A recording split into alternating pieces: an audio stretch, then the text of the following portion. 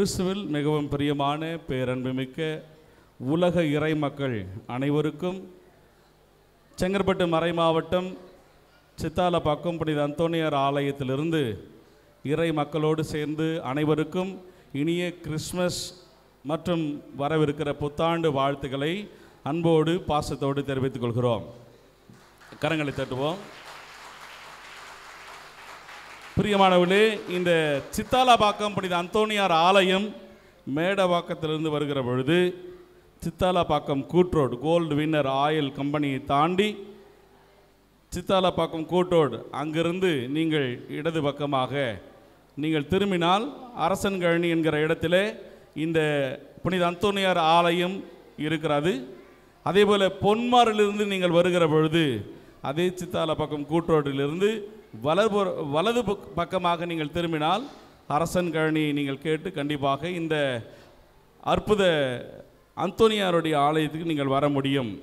சிறுசேரியிலிருந்து வருகிற பொழுது தாழம்பூர், காரணை, ஒட்டியம்பாக்கம் போன்ற வழியாக இந்த ஆலயத்தை வர முடியும். இந்த ஆலயத்தில் தினசரி காலை 6:30 மணிக்கு திருப்பலியானது நடைபெறுகிறது.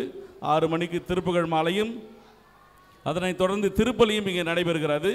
அதேபோல் ஞாயிறு திருப்பலிகள் மிக விமரிசையாக கொண்டாடப்படுகிறது. பகல் 11 மணிக்கு ஞாயிறு திருப்பலி ஆனது வருகிற ஜனவரி மாதத்திலிருந்து ஆங்கில திருப்பலியும் இங்கே சிறப்பிக்க இருக்கிறோம்.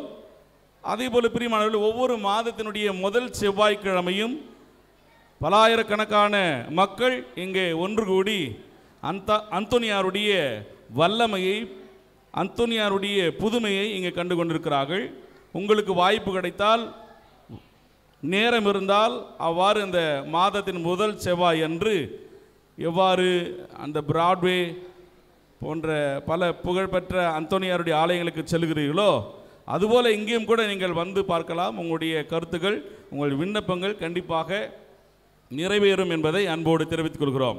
உங்கள் அனைவருக்கும் ஒரு சிறிய குறுகிய கிறிஸ்மஸ் வாழ்த்துக்களை தெரிவிக்க அன்போடு ஆசைப்படுகிறேன்.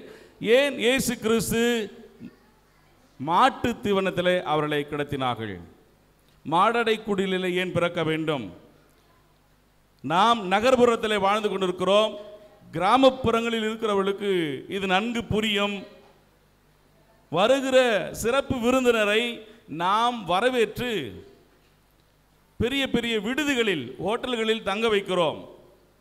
ஆனால் அதே வேளையிலே அந்த வரவிருக்கிறவர் நம்முடைய குடும்பத்தில் ஒருவராக இருந்தால் அவரை நம்முடைய வீட்டிற்கு அழைத்து வருகிறோம். நன்றாக கவனிக்க வேண்டும். அவர் ஒரு விருந்தினராக, if happen to be guest, அவரை வேறு ஒரு இடத்திலே தங்க வைக்கிறோம். அதே வேளையிலே வரவிருக்கிறவர் என்னுடைய உடன்பிறப்பு, என் அண்ணன், என் தாய், என் சகோதரன், என் அப்பா என்று இருந்தால் அவரை என் இல்லத்திற்கு நான் எங்கே தங்குகிறேனோ அங்கே அழைத்து வருகிறோம். இங்கே இயேசு கிறிஸ்து சிறப்பு விருந்தினராக அல்ல, என்னுடன் வாழ்வதற்காக இங்கே பிறக்கிறார். அதனால்தான் அந்த மாடடை குடில், மாட்டு கொட்டகை, it's an extension of our house, என்னுடைய வீட்டினுடைய இன்னொரு நீட்சி, என்னுடைய வசிப்பிடத்தினுடைய இன்னொரு எக்ஸ்டென்ஷன், ஒரு நீட்சி, அவ்வளவுதான். எவ்வாறு பக்கத்து படுக்கை அறை இருக்கிறதோ அதுபோல மாட்டு கொட்டகை என்பது அந்த extension of a living place, என்னுடைய வீட்டினுடைய இன்னொரு நீட்சி. அங்கே இயேசு கிறிஸ்து பிறக்கிறார் என்றால் அவர் விருந்தினராக அல்ல, என்னை கவனிக்க எனது உறவாக வருகிறார். ஒன்று. இரண்டாவதாக, மாட்டு தீவன தொட்டியில் ஏன் கிடத்தப்படுகிறது? தீவன தொட்டி என்பது ஆடு மாடுகள் உண்ணுகிற இடம், உணவு கொடுக்கிற ஒரு இடம். இயேசு கிறிஸ்து ஏன் அதிலே கிடத்தப்படுகிறார்? இயேசு கிறிஸ்து இங்கே உலக மக்களினுடைய பசியை தீர்க்கிற, பாவங்களிலிருந்து மீட்கப் போகிற, வாழ்வு தரக்கூடிய உணவாக வருகிறார். வாழ்வு தரக்கூடிய உணவு, நானே வானி நின்று இறங்கி வந்த மெய்யான உணவு என்று சொல்கிறார் அவரே.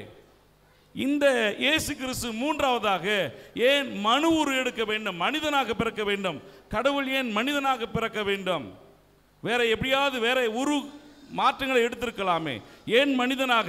அவர் மனிதனால் பிறந்ததனால் என் கண்ணீர் அவருக்கு புரிகிறது, என் கவலை அவருக்கு தெரிகிறது, என் வலி வேதனை அவருக்கு புரிகிறது.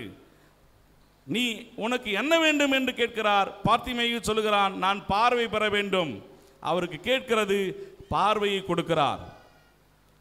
அழாதீர் என்று சொல்கிறார். எருசலேம் மகளிரை பார்த்து அழாதீர்கள் என்று சொல்கிறார். இது எல்லாம் எப்படி முடிந்தது? அவர் என்னை போலவே இருக்கிறார், பாவம் தவிர. எனவே கடவுள் மனிதனாக பிறந்த ஒரு நாள், மாபெரும் ஒரு விழா, அதுதான் கிறிஸ்து பிறப்பு பெருவிழா. என்னை புரிந்து கொள்ள, என் கவலையை போக்க, என் கண்ணீரை துடைக்க, எனக்கு வாழ்வு கொடுக்க வந்திருக்கிறவர் இயேசு கிறிஸ்து. அவர் விருந்தினராக அல்ல, என் உறவாக வருகிறார். அவர் உணவாக வருகிறார். அவர் எப்பொழுதும் என்னை மீட்பதற்காக, என்னை புரிந்து கொள்வதற்காக மனு உரு எடுத்திருக்கிறார். அவர் மனு உரு எடுத்த இந்த கிறிஸ்மஸ் நாளிலே உலக மக்கள் அனைவரையும் புனித அந்தோனியார் ஆலயம் சித்தாலப்பாக்கம் இறை மக்கள் வழியாக உங்களை நான் வாழ்த்துகிறேன். அனைவருக்கும் இனிய கிறிஸ்மஸ் வாழ்த்துக்களை என் மக்களோடு சேர்ந்து தெரிவித்துக் கொள்கிறேன். Happy Christmas.